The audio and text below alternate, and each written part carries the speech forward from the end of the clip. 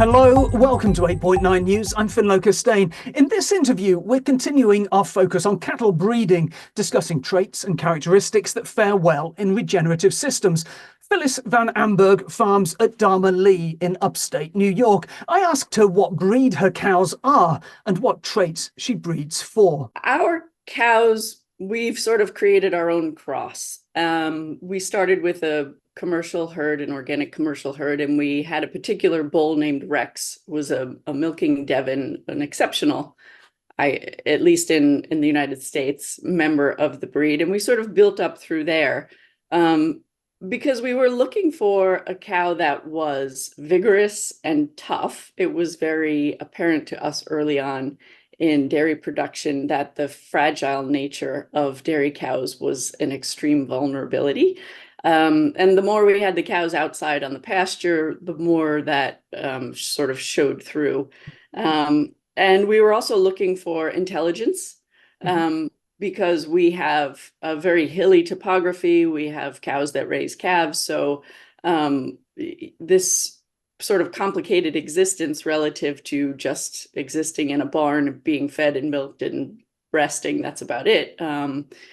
I would say those are the three traits, vigorous, tough, intelligent were our big ticket items on selecting from that initial cross. I'm going to come back to the intelligence a little bit later, because I think that sort of draws us into the whole question of epigenetics and that sort of breeding in through generations. But just before we go there, I wonder if do you think that those traits that you've talked about there, do they differ substantially from standard dairy? Absolutely.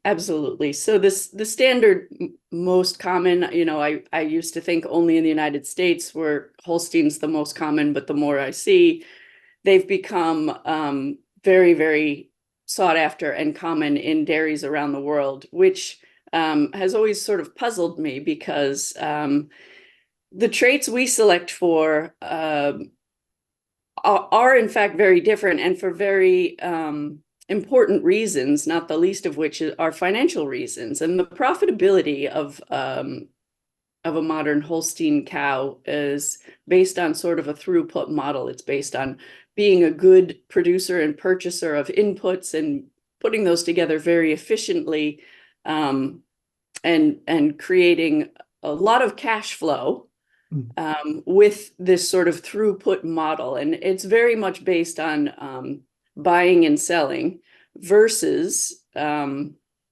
cows that will actually enhance their own future production.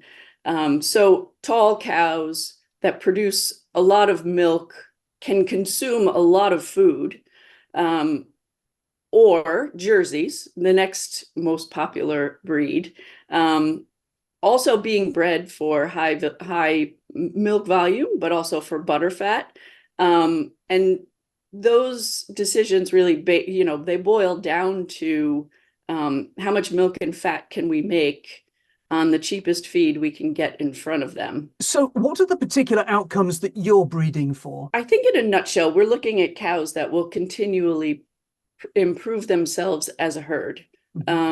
We do look at individual traits and genetics, but generally we're looking for a herd that will improve the health of itself and improve the quality and quantity of its own feed base, mostly the pastures. So a cow that is able to go out and create more high quality forage when they leave the pasture, and create a daughter better than herself. Just to give us some idea of the scope of your operation, can you describe your farm, the size, breed, stock numbers, that sort of thing? So we have about 350 head. That includes everyone. We raise all of our own replacements. So we generally milk 175, 185 cows. Our land base is a total of about 1,200 acres, which is, I think, about 485 hectares. We strive for a production. I did my conversion into liters. I think it works out to be about 3,750 liters annually, which is not a lot. But it's enough to be profitable. Absolutely. So it's the profitability that really it's not how much money you make, it's how much you keep, right? And so we have about 100, we milk about 175, 185 cows at any given time. There's generally almost 200 in the herd, a few dry cows and some bulls. Um, and that's on about 130 hectares of pasture. And where does the milk go? It goes to Maple Hill Creamery, and that is a 100% grass-fed Mhm. market. Phyllis, just bringing us back to genetics, how have you gone about breeding for the traits that you need? We keep our breeding within the herd, meaning we raise our own bulls and we raise all of our own replacements. And we generally select for families. So sometimes we'll keep replacements out of younger cows, but only within a family that's already proven itself. So when we have a cow whose mother, aunt, sister, daughter, or any number of those, we tend to choose replacements from those families, those relatives that are doing well in our management system. We started with this one particular bull, and then we've kept sort of a percentage, if you will, between 25 and 10 and 25% of Rex in our herd by breeding between families and within families, so that half sisters, cousins will create new bulls for our breeding herd. So in terms of the actual breed that you now have, what's the basic makeup? The Jerseys are the most efficient grazers. So there is quite a bit of Jersey. And it was New Zealand Jersey genetics, again, because the American Jersey genetics tended to be more Holstein-like. So some grazing Jersey genetics. There was also some New Zealand Friesian at the base of our herd, and there's still a couple of the families that we've kept out of those. We've purchased cows from various farmers. So milking Devon, New Zealand Jersey, and New Zealand Friesian probably, if you did the math, are the most prevalent, but there's also American Holstein, American Jersey, Ayrshire. There's a little Shorthorn in there. We tend to stay away from the large framed breeds. So not really a fan of Normandy, for example, or Fleckvieh. They tend to have a coarser bone structure. So we like to stick with fine-boned animals.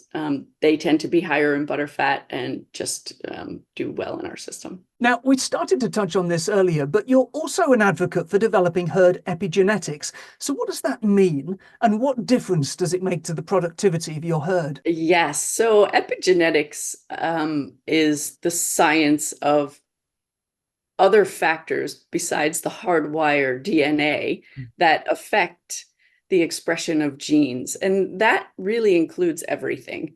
And it's most influenced generationally. So epigenetics is, how do your chicks know to peck the ground when they come out of an egg from an incubator? Well, it's information that's passed on within the genome.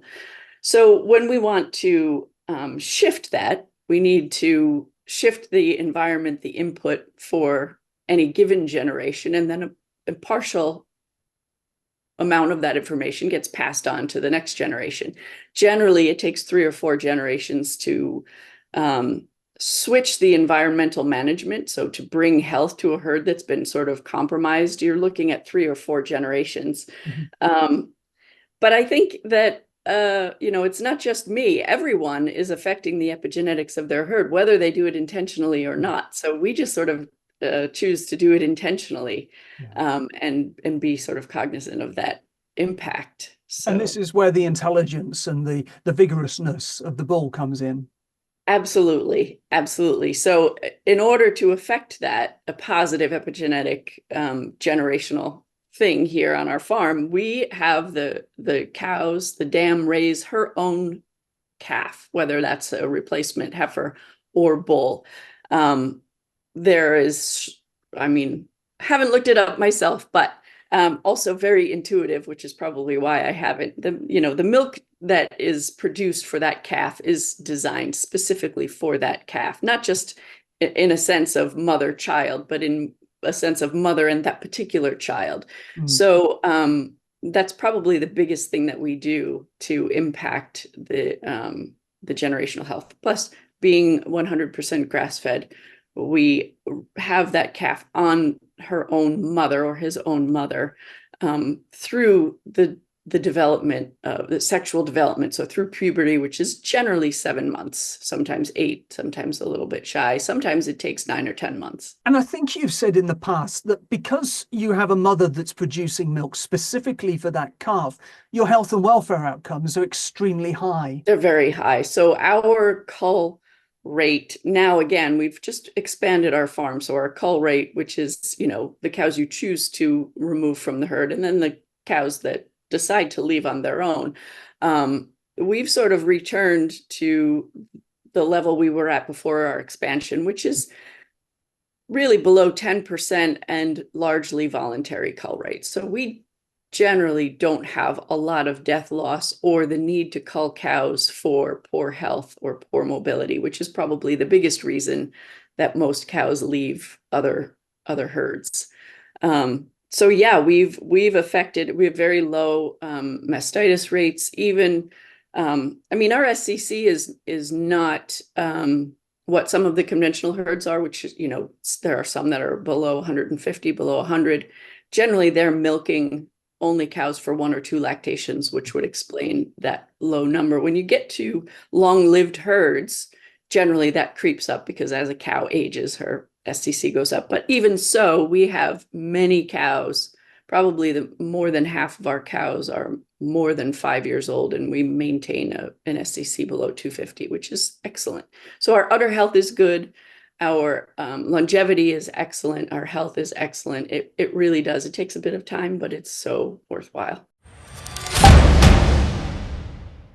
That was Phyllis van Amburgh from Dharma Lea. More news on our website, 8.9.com. That's all for now. We're back soon. Thanks for watching.